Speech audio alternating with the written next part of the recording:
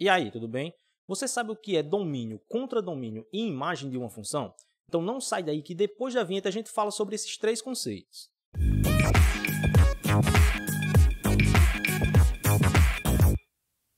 É isso aí, galerinha. Professor Jefferson Fernando aqui com vocês. Antes de mais nada, deixa o like no vídeo, se inscreve no canal caso não seja inscrito e bora para a aula, né?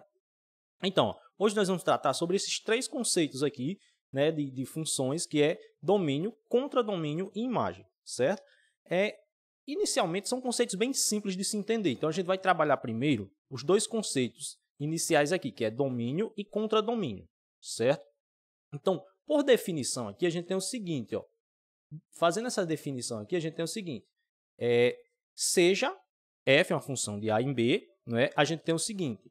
O conjunto A, ele é chamado de domínio da função f, certo? Então, esse meu conjunto A aqui, ele é chamado de domínio. Então, veja, a gente já viu em vídeos anteriores o conceito de função, né, quando ela relaciona um conjunto para outro, não é isso? A gente já viu isso daqui. Tranquilo isso, né?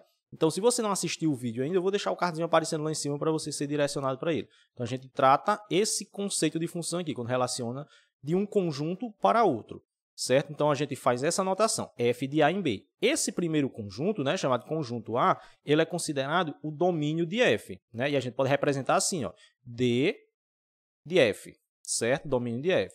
E o conjunto B, que é esse segundo conjunto aqui, né, ele é chamado de contradomínio da função, que a gente pode representar por CD, né, contradomínio da função f.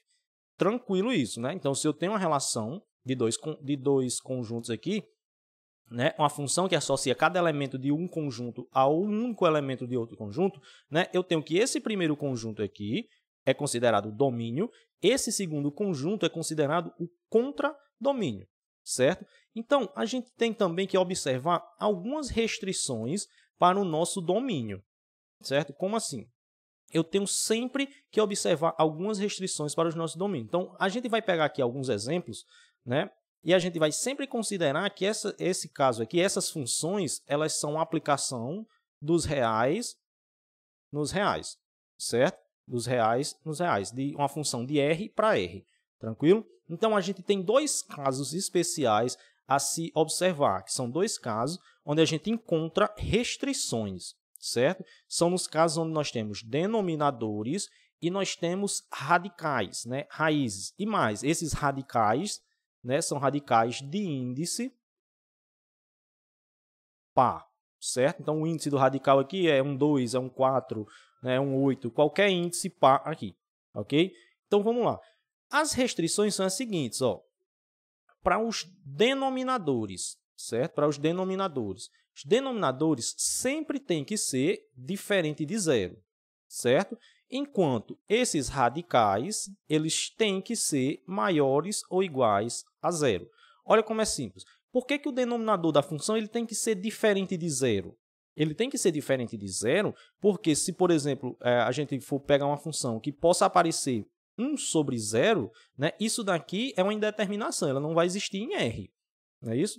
Nem vai existir isso daqui. Então, o que a gente tem que ter esse cuidado, né? Sempre tem que ter esse cuidado. Quando a incógnita, né, ou melhor, quando o x aqui ele vem aparecer num denominador, então a gente tem que ter cuidado e fazer essa restrição aqui. Por quê?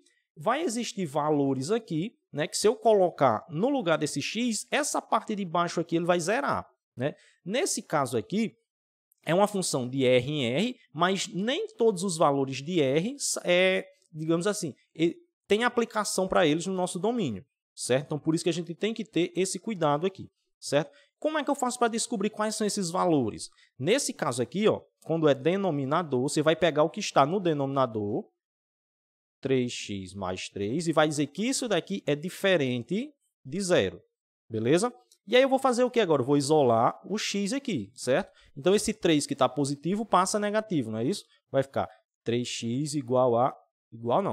diferente, né? Diferente de menos 3, ok? Agora, o 3 que está multiplicando vai passar dividindo, né? Vai ficar x diferente de menos 3 dividido por 3. Vou continuar aqui, ó. Então, vai ficar x diferente de menos 1. Não é isso? Por que diferente de menos 1? Perceba se eu colocar menos 1 no lugar de x aqui, ó, e essa parte de baixo vai zerar, não é isso?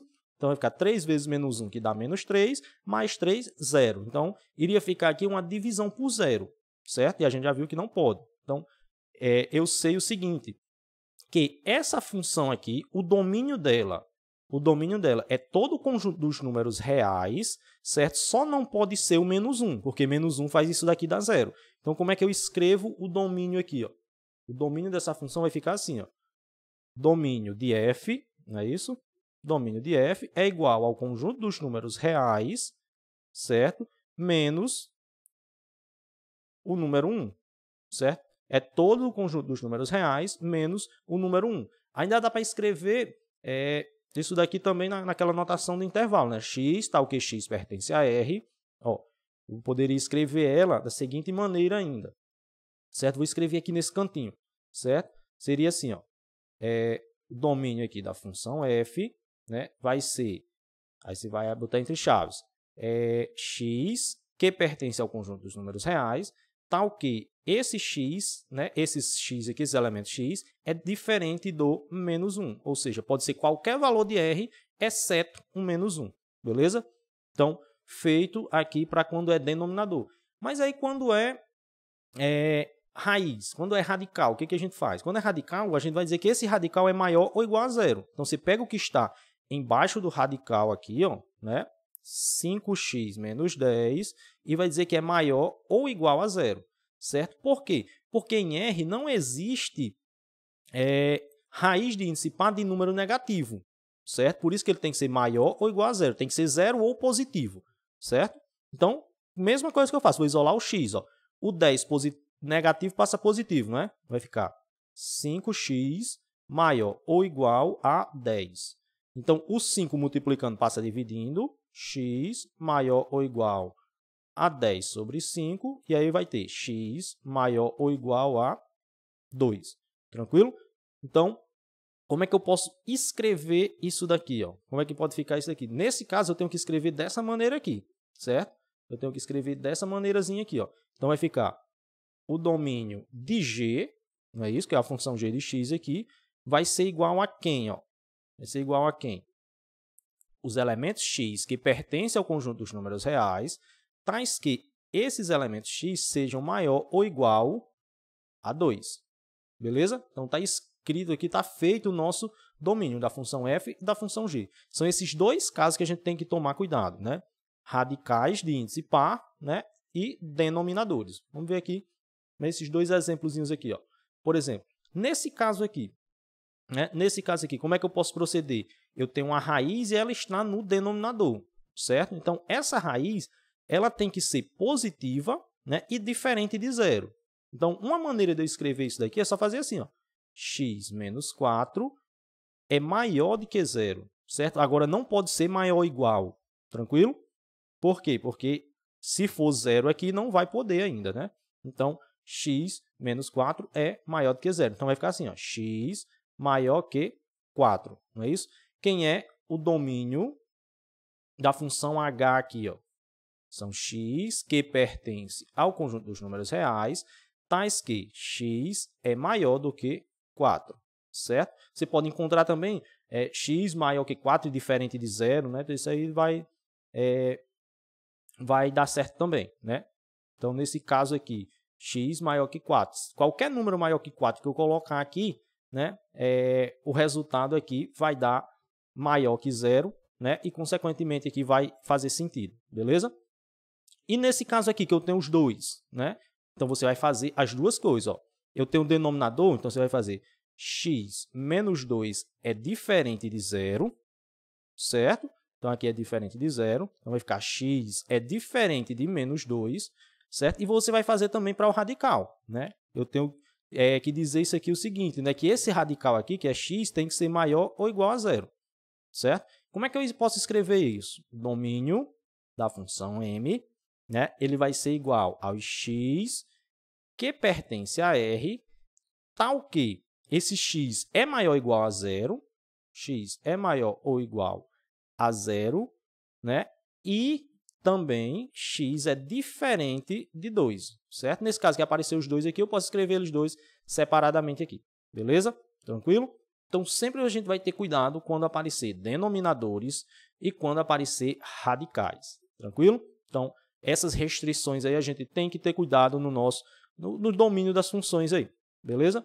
E a definição de imagem, né? Qual é essa definição de imagem? A definição de imagem é o seguinte, né? A imagem de uma função f, né, é um subconjunto do contradomínio, né, é um subconjunto do contradomínio, né, que esses elementos do contradomínio, cada um tem uma imagem no domínio, certo? Cada um é uma imagem do domínio, melhor dizendo.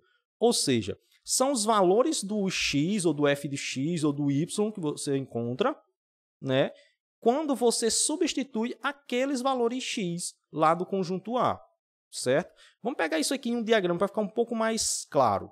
Por exemplo, pegando isso aqui com um diagrama, eu tenho uma função f de a em b, certo? Eu tenho o domínio, né? O domínio de f aqui, nesse caso, é todo o conjunto A, não é isso? Você pode até colocar os elementos 0, 1, 2 e 3, certo? Eu tenho o contradomínio da função f, que é todo o conjunto B, certo? Então, é 0, 1, 2, 3, 4 e 5, certo? E a imagem, que a gente representa assim, ó, IM, né? E a imagem? A imagem são aqueles elementos do B que são imagem dos elementos do A. Ou seja, em termos simples, para entender, são todos os elementos do B que estão associados a um elemento do A, certo? São todos os elementos do B que recebem as flechinhas aqui, ó. Certo? Então, essa é a definição da imagem. Então, a imagem aqui vai ser o 1, o 2, o 3 e o 4. Certo? O 0 e o 5 fazem parte do contradomínio, mas não fazem parte da imagem, né? Só é considerado conjunto imagem aqueles elementos que têm alguém, né, associado a ele lá no conjunto A. Tranquilo? Então, essa definição é um pouco mais simples de entender. Beleza? Então, ó, qualquer dúvida aí pode deixar nos comentários, que eu vou responder vocês, né? Não esquece, deixa o like no vídeo, se inscreve no canal caso não seja inscrito. Tchau, tchau e até a próxima aula.